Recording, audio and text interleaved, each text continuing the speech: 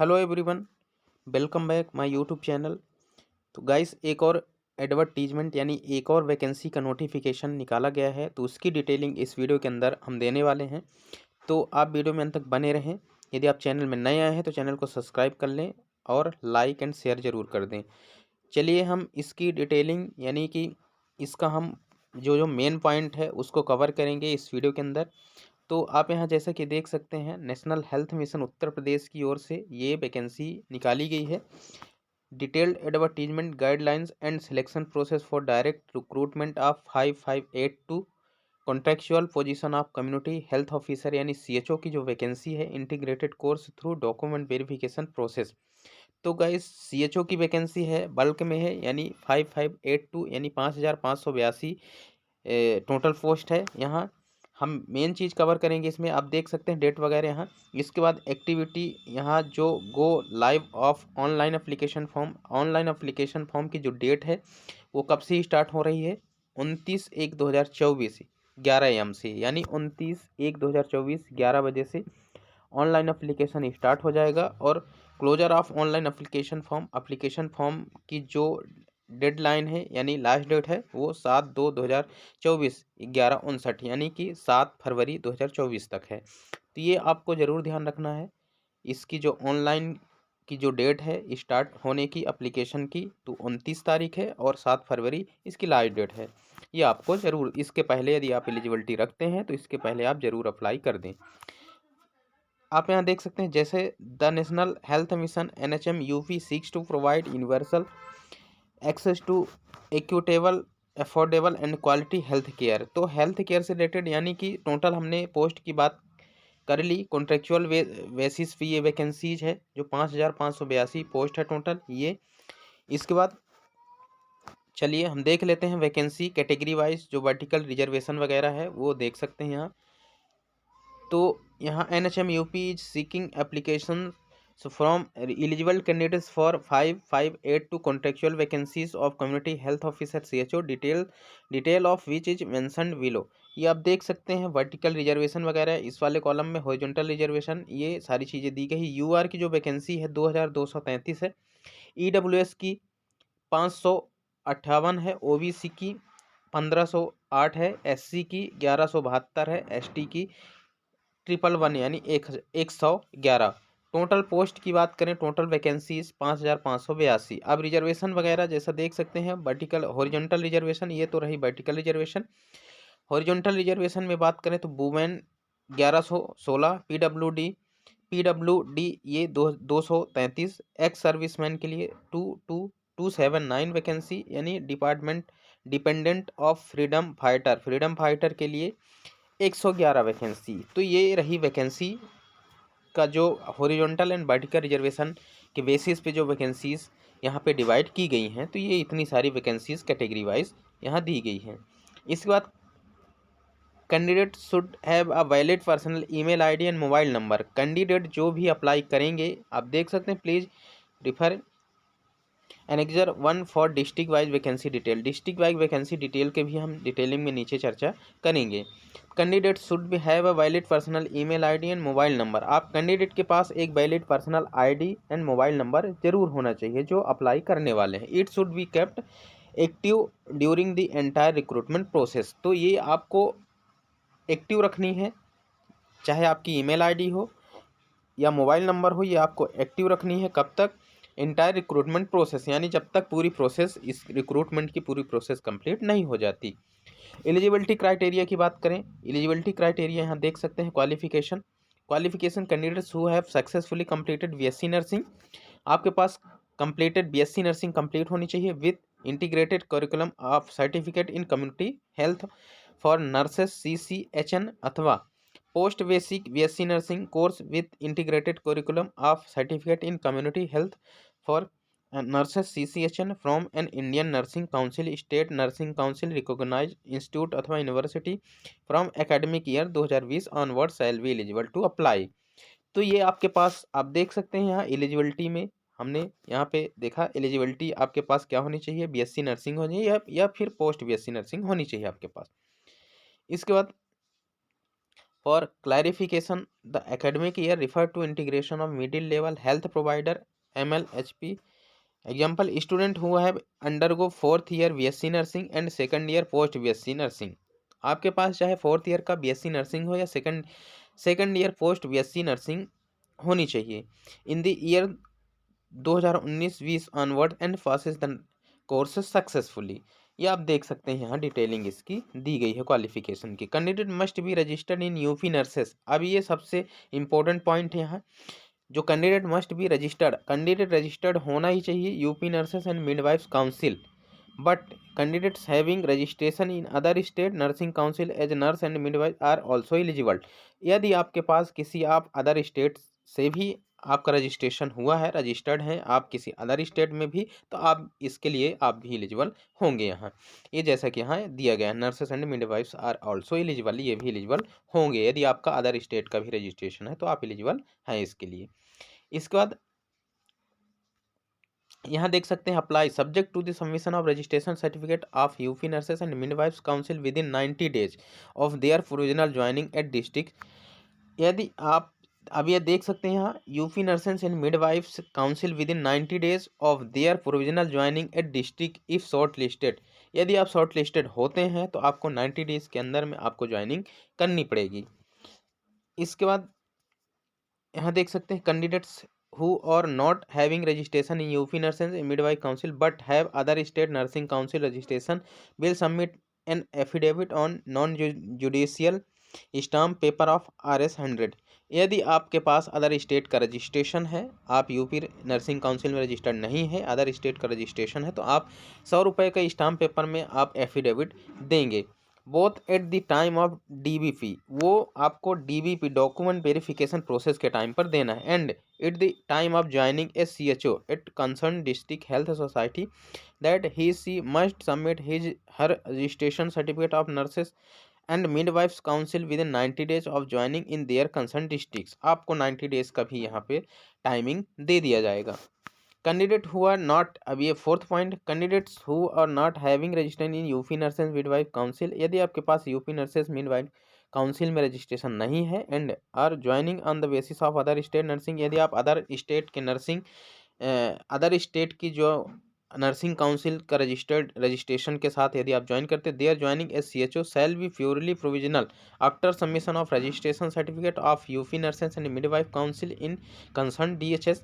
There joining will be continued as CHO from the day of provisional joining. तो ये आपको, हमने जैसा कि चर्चा किया, आपको 100 रुपीज़ के स्टाम्प पेपर में आपको देना पड़ेगा।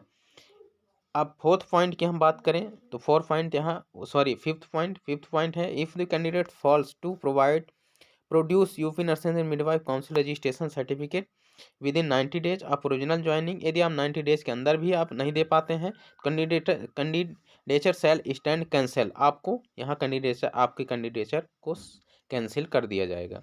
ये आप देख सकते हैं। इसके बाद concern DHS will issue service termination notice to such candidate and full amount of surety bond 2.5 lakh has to be deposited by candidate of DHS। ये आप देख सकते हैं श्योरिटी बॉन्ड वगैरह है, ये 2.5 लाख का श्योरिटी बॉन्ड भी आपको देना पड़ेगा।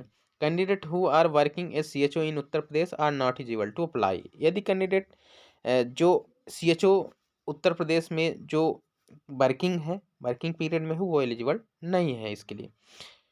Honorarium and performance based incentive, ये सारी चीज़ें यहाँ दी गई हैं, ये आप इसको अच्छे से देख सकते हैं। ये आपको जो PDF है वो हमारे टेलीग्राम चैनल पे मिल जाएगा। टेलीग्राम चैनल की लिंक आपको डिस्क्रिप्शन बॉक्स में मिल जाएगी, वहाँ से आप ज्वाइन कर लें और ये PDF को आप डाउनलोड करके वहाँ से अच्छे से आप रीड कर सकते हैं।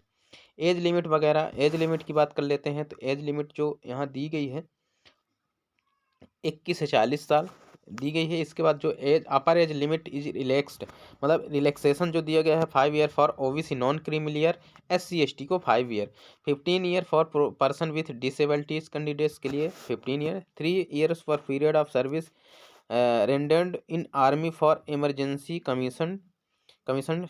ये यहाँ पास आपको एज रिलैक्सेशन वगैरह दिया गया है, आप इसको देख सकते हैं। रिजर्वेशन की बात करें तो रिजर्वेशन वगैरह ये आप यहाँ देख लें।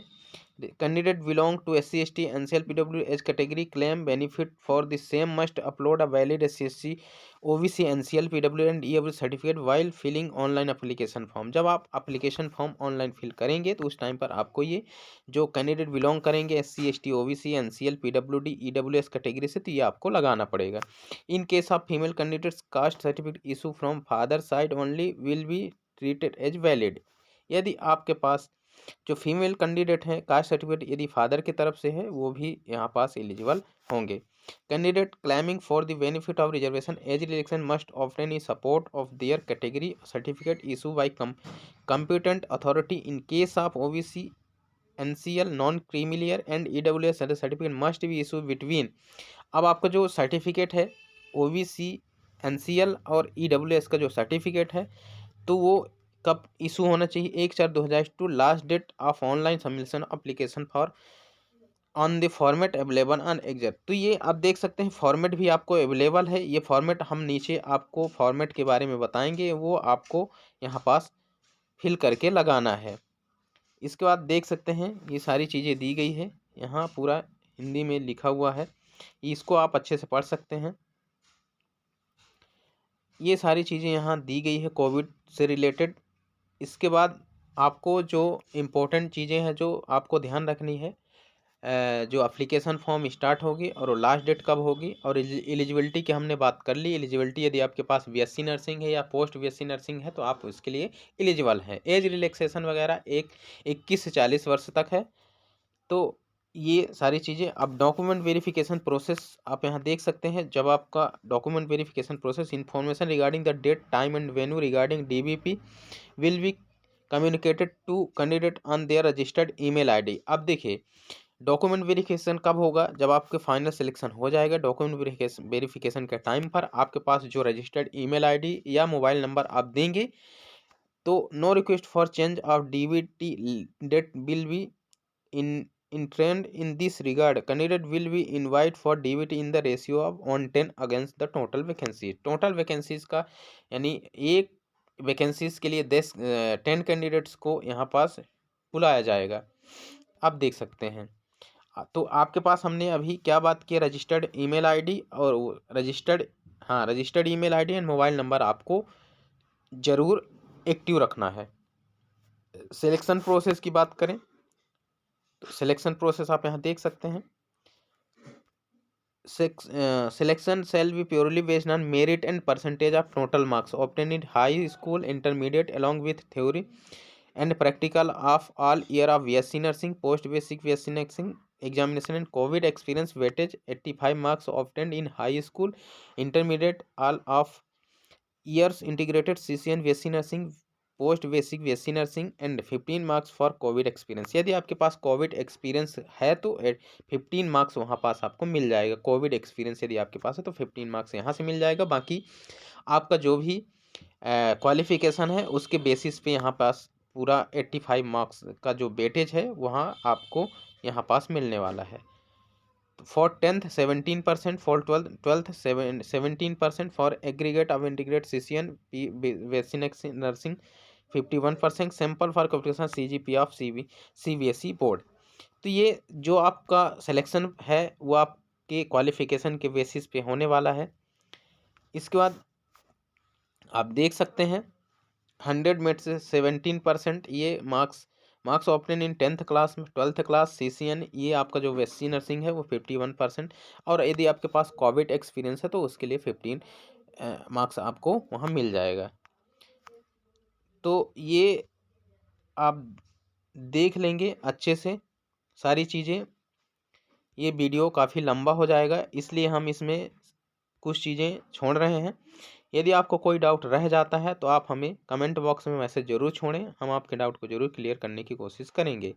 और ये PDF आपको हमारे टेलीग्राम चैनल की लिंक आपको मिल जाएगी डिस्क्रिप्शन बॉक्स में। आप यहाँ देख सकते हैं डिस्ट्रिक्ट वाइज वैकेंसी डिटेल। अब यहाँ देख लें आप किस डिस्ट्रिक्ट से बिलोंग करते हैं, डिस्ट्रिक्ट वाइज वैकेंसीज कितनी है यहाँ से आप देख सकते हैं। बहुत अच्छी वैकेंसी है, आपको आपके क्वालिफिकेशन के बेसिस पे सिलेक्शन होने वाला है, कोई एग्ज़ाम नहीं है, आपको सिर्फ एप्लीकेशन ऑनलाइन कर देना है। अब देखिए आगरा ये डिस्ट्रिक्ट वगैरह है, ये डिस्ट्रिक्ट दी गई है, ये डिस्ट्रिक्ट दिया गया है जैसे आप यहाँ देख सकते हैं इतने डिस्ट्रिक्ट हैं, ये इतनी वैकेंसीज़ यहाँ दी गई है डिस्ट्रिक्ट वाइज। इसके बाद हम चलेंगे, ये सारी वैकेंसीज़ डिस्ट्रिक्ट वाइज यहाँ दी गई है। काफ़ी अच्छी खासी वैकेंसी है।